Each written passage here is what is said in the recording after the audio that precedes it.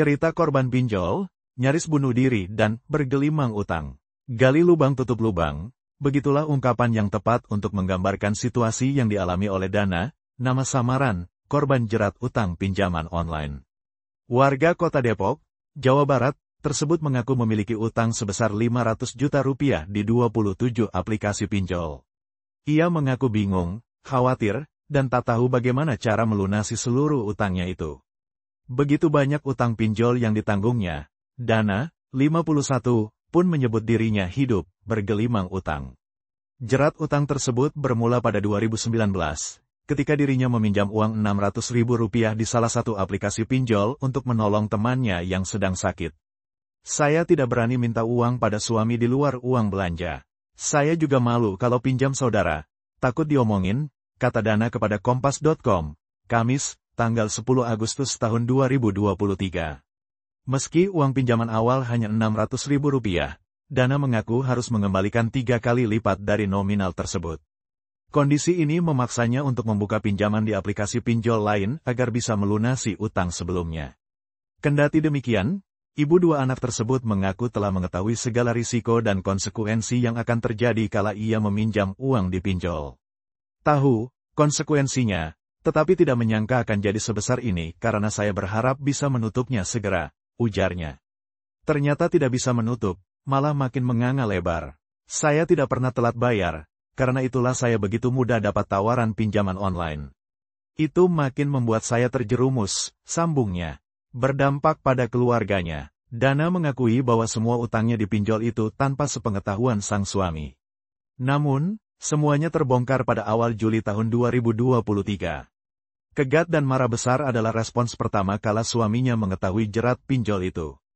Bahkan, Dana mengaku sempat dipukul oleh sang suami karena utang itu. Saya hanya bisa menangis dan terdiam, tutur Dana dengan suara lirih. Suami saya bingung, uang sebanyak itu untuk apa? Sedangkan hidup kami begitu sederhana. Saya kalau ditanya untuk apa, jawabnya ya tidak untuk apa-apa, tambahnya. Dana menuturkan, ia pun tak pernah melihat dan memegang uang ratusan juta rupiah yang dipinjamnya.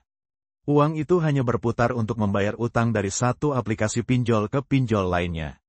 Kemarahan suaminya tak berhenti sampai di situ. Suaminya kemudian menyuruh Dana pulang ke rumah orang tuanya. Kebetulan saat itu ibu saya sedang sakit, jadi itu bisa saya jadikan alasan kepada ibu. Tapi, ibu saya berpulang setelah 11 hari saya jaga, ungkapnya. Kini, ia mengaku telah kembali ke rumah suaminya. Alasan kerinduan akan kedua anaknya meluluhkan hati sang suami untuk mengizinkannya kembali menginjakkan kaki di rumah. Kepada Kompas.com, Dana sempat memberikan tangkapan layar mengenai gambaran meminjam uang di salah satu aplikasi pinjol. Semisal, jika seseorang meminjam uang Rp5.700.000, ia hanya menerima uang pinjaman sebesar Rp5.130.000. Sebab, ada biaya layanan sebesar Rp570.000 yang harus ditanggung debitur. Namun, biaya yang harus dilunasi oleh debitur jauh lebih tinggi dari nominal utangnya, yakni sebesar Rp6.361.200. Terima uangnya dipotong, bayar lebihnya banyak banget, dan jangka waktunya sangat pendek, jelas Dana. Menurut dia, besaran bunga yang dipatok pinjol bisa dimaklumi. Sebab, hal ini sebanding dengan kemudahan yang ditawarkan saat meminjam uang. Mereka para pengelola pinjol ini adalah orang yang berani meminjamkan uang pada orang yang tidak kenal wajah dan keseharian si peminjam, kata dia. Maka, mereka meminimalkan risiko dengan menerapkan bunga tinggi dan mengambil data si peminjam sebagai jaminan utang, lanjutnya. Ia memastikan bahwa hampir semua pinjol yang menjadi tempatnya untuk meminjam uang adalah legal. Dana menuturkan, sebagian besar pinjol memiliki mekanisme pinjaman yang lebih baik dan tertib meski sama-sama menawarkan bunga besar. Pernah tertipu pinjol ilegal, hanya saja, ia sempat tertipu pinjol ilegal dan membuatnya ketakutan. Selain waktu jatuh tempo yang sangat singkat, pihak pinjol juga kerap meneror akan menyebarkan data pribadinya. Saat itu, pihak kepolisian sedang gencar-gencarnya melakukan penggerebekan terhadap pinjol ilegal, sehingga banyak aplikasi pinjol yang hilang dari Play Store. Sayangnya, penagihan utang masih berlanjut meski aplikasi sudah ditertibkan. Saya membayar siang hari, malam harinya sekitar pukul 20 waktu Indonesia Barat saya mendapat kabar dari orang yang mengatasnamakan pegawai pinjol itu bahwa transfer saya nyangkut, tutur Dana. Saya diminta lapor ke bank tempat saya mengirim uang. Saya bikin laporan, tapi menurut pihak bank, transfer berjalan lancar, tidak ada kendala, sambungnya.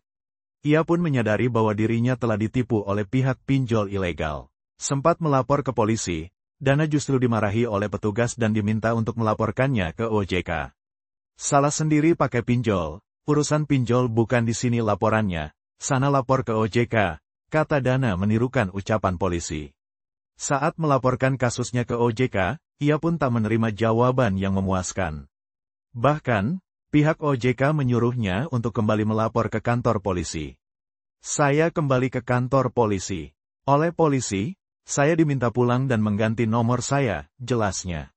Tak mau menyerah, perasaan ingin bunuh diri sempat terbersit dalam benak Dana. Sekali lagi, anak menjadi alasan utama ia memilih untuk bertahan. Ia juga tak mau seluruh keluarganya menanggung malu ketika ia memutuskan bunuh diri karena jerat pinjol.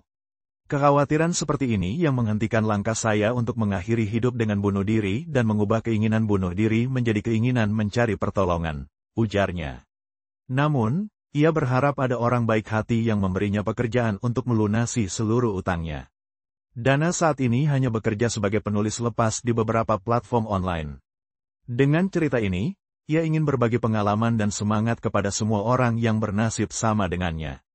Ia juga berharap agar kisahnya menjadi pelajaran bagi siapapun agar tidak terjerumus pada lubang yang sama dengannya.